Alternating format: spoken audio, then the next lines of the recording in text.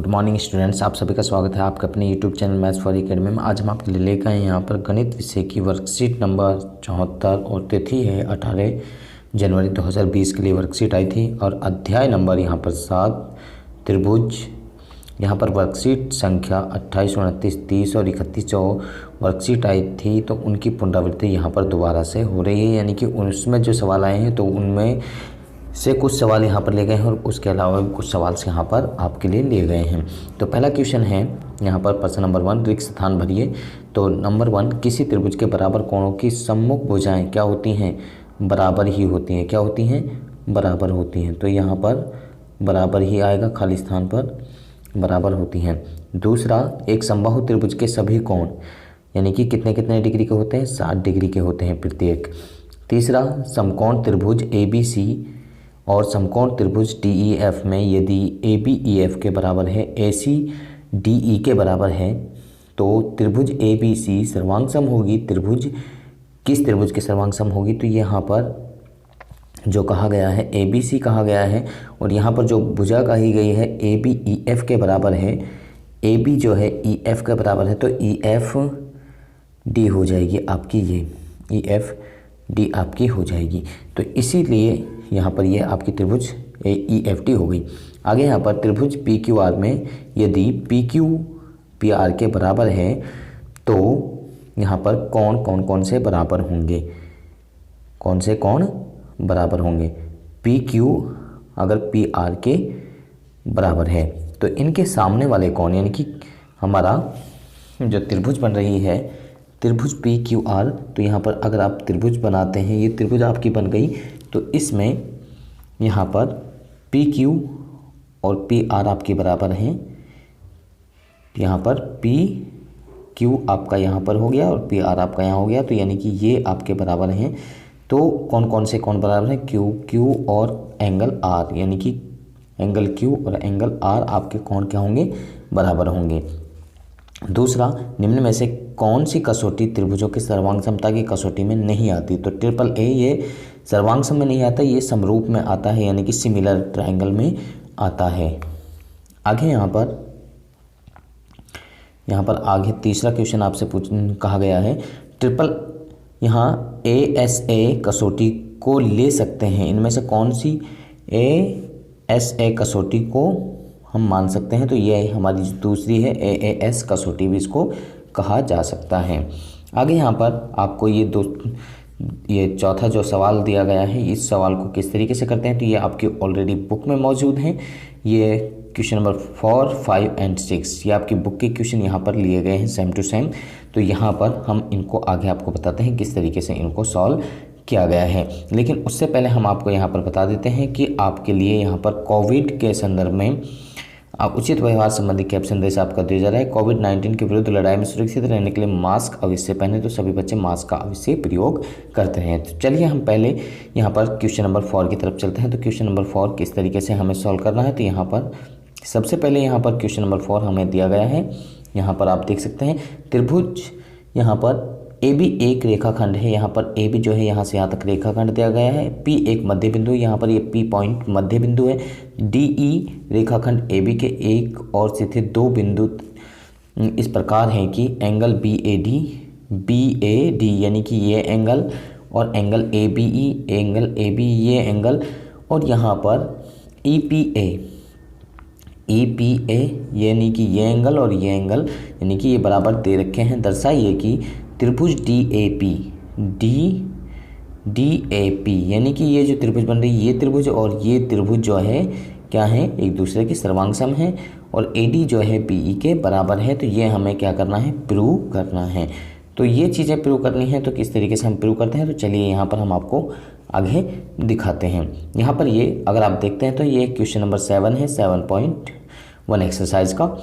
यहाँ पर AB एक लाइन आप लेंगे, P उसका मिड पॉइंट यहाँ ऑलरेडी आपको दिया गया है। ये सारी चीज़ें आपको ऑलरेडी दे रखी हैं, ये आपको दर्शानी है। तो यहाँ पर अब हम दर्शाएंगे। तो यहाँ पर हमारी ये फिगर आपके सामने दिख रही है और ऊपर भी ये दिख रही थी। तो यहाँ पर EPA यानी कि ये जो आपका एंगल बन रहा है ये वाला एंगल और DPB ये एंगल क्या है? दोनों बराबर आपको दे रखे हैं। तो यहाँ पर EPA प्लस में DPA DPE ये दोनों के दोनों बराबर होंगे DPB और DPE के। DPB कौन सा है, DP और B ये एंगल, और DPE DPE तो ये एंगल और ये एंगल। यहाँ पर इनको अगर कहते हैं तो यहाँ पर DPB DPE दोनों में समान है, तो यहाँ पर EPA DPB के बराबर होगा। तो यहाँ पर त्रिभुज DAP और त्रिभुज EBP में DAP बराबर हो गया EBP गिवन है, AP BP के बराबर है, मिड पॉइंट है, DPA EP के बराबर है, क्यों है, जो अभी हमने ऊपर प्रूव किया है। DAP DEBP के बराबर होगा, किस रूल से, ASA कॉन्ग्रुएंस रूल से ये बराबर होगा। और यहाँ पर ये बराबर है, तो यहाँ पर जो हमसे सिद्ध करने के लिए कहा था AD BE के बराबर होगा बाई CPCT। ठीक है, तो ये क्वेश्चन इस तरीके से हम यहाँ पर सॉल्व करते हैं। तो अगला सवाल यहाँ पर ये आपका क्वेश्चन नंबर 5 जो आपको दिया गया है। तो एक समकोण त्रिभुज ABC में जिसमें कौन सी समकोण है M कर्ण AB का मध्य बिंदु है, यानी कि ये मध्य बिंदु है M। तो बिंदु C को M से मिलाकर D इस प्रकार बढ़ाया गया है कि DM CM के बराबर है। DM जो है DM CM के बराबर आपको दिया गया है। तो यहाँ पर बिंदु D को बिंदु B से मिलाया गया है। दर्शाइए कि त्रिभुज AMC यहाँ पर जो त्रिभुज हमारी AMC बन रही है, ये त्रिभुज AMC हमारी ये है, और BMD ये हमारी त्रिभुज है। तो इनको सर्वांग हमें प्रूव करना है। तो किस तरीके से हम प्रूव कर देंगे। यहाँ पर दूसरा क्वेश्चन है, ये एंगल DBC एक समकोण है, DBC यानी कि ये एंगल हमारा समकोण है, ये हमें प्रूव करना है। और यहाँ पर DBC और त्रिभुज ACB ये सर्वांग सम है, और CM जो है 1/2 है AB का, यानी कि AB का जो CM है वो आधा है। तो ये चीज़ें हमें प्रूव करनी है। ये क्वेश्चन नंबर हमारा आप देख सकते हैं, यहाँ पर मैंने ऑलरेडी यहाँ दिखाया है कि क्वेश्चन नंबर 8 आपका ये है बुक के अंदर। अगर आप देखते हैं 7.1 के अंदर, in right angle triangle ABC right angle at CM is mid point of hypotenuse AB, C is joint to M and produced the point D and such that DM is equal to CM. Point D is joined the point B. See the given figure show that this. तो यहाँ पर कहा जा रहा है कि त्रिभुज ABC right angle triangle है, और C क्या है, उसका राइट एंगल ट्राइंगल बनाता है। M is a mid point आपने लिया AB का, और C is a joined to M से मिलाया, प्रोड्यूस्ड पॉइंट D तक हमने बढ़ाया। DM और CM जो है यहाँ पर बराबर हैं, जो ऑलरेडी दी गई हैं चीज़ें वो हमने यहाँ पर लिख ली हैं, और यहाँ पर ये त्रिभुजें हमें यहाँ पर प्रूव करनी है। तो आगे यहाँ पर अब हम प्रूव करते हैं। तो किस तरीके से, ये फिगर हमारे लिए ऑलरेडी दे रखी है। तो यहाँ पर सबसे पहले हम इन दो त्रिभुजों में AMC और DMB में लेते हैं। तो यहाँ AM BM के बराबर है, M is the mid point, M क्या है, मध्य बिंदु है। तो त्रिभुज AMC यहाँ पर BMD ये वर्टिकली अपोजिट एंगल है, ये AMC ये, और ये एंगल क्या है, वर्टिकली अपोजिट एंगल है। CM DM के बराबर है, ये ऑलरेडी दिया हुआ है। तो यहाँ पर ये जो त्रिभुज हो गई ये कॉन्ग्रुएंस हो गई, किस रूल से, SAS से। तो यहाँ पर AC जो है BD के बराबर हो गई बाई CPCT, इसीलिए ACM भी बराबर होगी BDM के, ये भी CPCT से, इसीलिए ACM जो है BDM के बराबर होगी।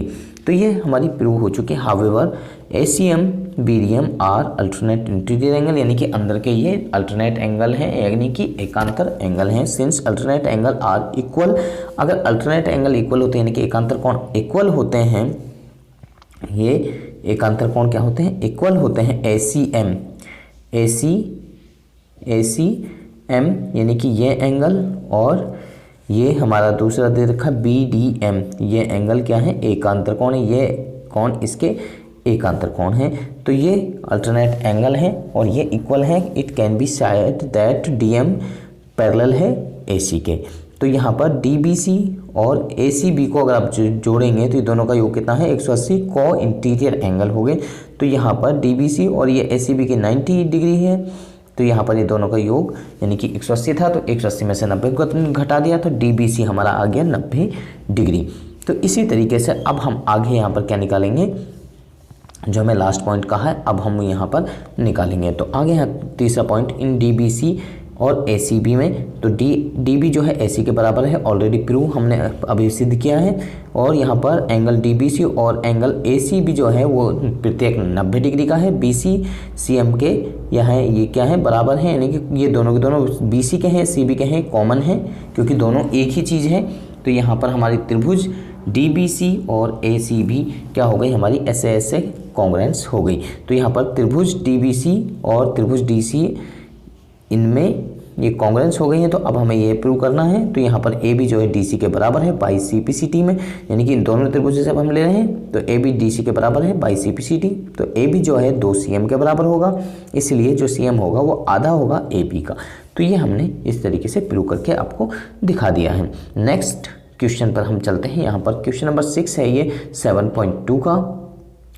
तो यहाँ पर पर्सन नंबर यहाँ पर भी 6 दे रखा है। त्रिभुज ए बी सी एक समद्विबाहु त्रिभुज है। ये हमारे लिए क्या दे रखे, एक समद्विबाहु त्रिभुज दे रखी ए बी सी। ये जो त्रिभुज है यहाँ से यहाँ तक, ये हमारे लिए समद्विबाहु त्रिभुज दे रखी है। तो आगे यहाँ पर ए बी ए सी के बराबर है, ये हमारे लिए ऑलरेडी ये इसके बराबर दे रखी है। बी ए बिंदु डी तक इस प्रकार बढ़ाया गया कि ए डी जो है ए बी के बराबर है। यहाँ पर ये इसको बढ़ाया गया है तो ये इसके बराबर है, तो ये इसके भी बराबर होगी। सिंपल चीज़ है। आगे यहाँ पर दर्शाइए कि BCD एक समकोण त्रिभुज है। तो BCD हमें एक समकोण त्रिभुज है, ये हमें प्रूव करना है कि ये हमारा राइट एंगल ट्रायंगल बनता है। तो यहाँ पर किस तरीके से प्रूव करते हैं, तो यहाँ पर हम आपको यहाँ आगे दिखाते हैं। तो यहाँ पर सबसे पहले ये जो चीज़ें लिखी गई हैं वो यहाँ पर ऑलरेडी इंग्लिश में हमने यहाँ पर लिखी हैं। तो यहाँ पर अगर आप देख सकते हैं ये त्रिभुज हमारी वही है, आंसर यहाँ से शुरू हो रहा है। इन ट्रायंगल ABC ट्रायंगल के अंदर हम सबसे पहले ले रहे हैं इस ट्रायंगल के अंदर। तो यहाँ पर AB AC के बराबर है, गिवन है। तो यहाँ पर एंगल ACB एंगल ABC के बराबर है। ये क्या है, angle opposite equal to side right angle triangle, यानी कि जो side triangle are also equal, यानी कि जो अपोजिट आपको जो साइड्स दे रखे हैं वो अगर इक्वल है तो उनके जो सामने के एंगल होंगे वो भी क्या होंगे, इक्वल होंगे। तो यहाँ पर इन ट्रायंगल ACD ट्रायंगल के अंदर बात करते हैं, ACD की बात करते हैं, यानी कि इसकी बात करते हैं तो AC AD के बराबर है। ये भी उसी कंडीशन से जो हमने यहाँ पर कंडीशन आपको बताई है, यानी कि अगर साइड इक्वल है तो उनके जो एंगल होंगे वो भी इक्वल होंगे। अगर एंगल इक्वल होंगे तो ये एंगल जो होगा ये एंगल इसके इक्वल हो जाएगा। तो आगे यहाँ पर अब ट्रायंगल BCD में बात कर रहे हैं। तो यहाँ पर ABC BCD ADC ये तीनों एंगल कितने के होंगे, 180 के होने चाहिए एंगल सम प्रॉपर्टी के थ्रू। ACB और ACB यानी कि BCD को हम ACB लिख सकते हैं, यहाँ पर ACD और ACD। तो ये तीनों यानी कि हम BCD को यहाँ पर ये लिख सकते हैं और यहाँ पर ये ACD है। ये तीनों का योग यानी कि 180 डिग्री होना चाहिए। तो यहाँ पर इसको हमने 2 टुकड़ों में बांट दिया है। तो यहाँ पर अब क्या हुआ, ये जोड़े बन गए हमारे 2 के। तो इनमें से 2 कॉमन आ गया, ACB प्लस में ACD बराबर 180। 2 से आपने क्या किया, 180 को डिवाइड किया। तो यहाँ पर एंगल BCD आपका आ गया 90 डिग्री।